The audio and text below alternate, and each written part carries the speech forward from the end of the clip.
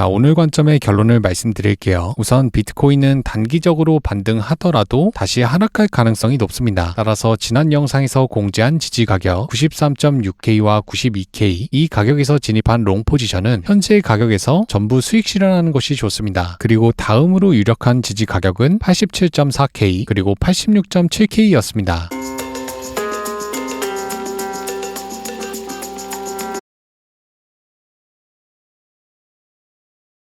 안녕하세요, 퐁크입니다. 오늘도 제 관점을 말씀드릴 거고요. 그 전에 지난 영상 복귀 먼저 할게요. 자, 빠르게 시작하겠습니다. 4월 8일에 공지한 비트코인 지지 가격 75.3K와 74.8K 그 이후 지지 가격을 테스트했고 곧바로 크게 상승했습니다. 최저가로부터 31% 상승. 이어서 4월 20일 영상을 볼게요. 당시 영상에서 공지한 지지 가격은 84.5K와 83.2K였습니다. 텔레그램엔 더 자세한 지지 가격을 업데이트했었고 84.1K와 83.9K 그 이후 지지 가격을 테스트했고 곧바로 크게 상승했습니다. 그 이후에도 상승 관점 영상을 올렸고 영상이 올라간 직후 계속해서 상승 추세를 이어갔습니다. 상승 관점을 유지했고 당시 영상에서 공지한 지지 가격은 93.2K와 91.9K였습니다. 그 이후 지지 가격을 두 번 테스트한 뒤 단기 반등, 마지막으로 이틀 전 영상에선 하락하는 그림을 봤고 당시 영상에서 공지한 지지 가격은 93.6K와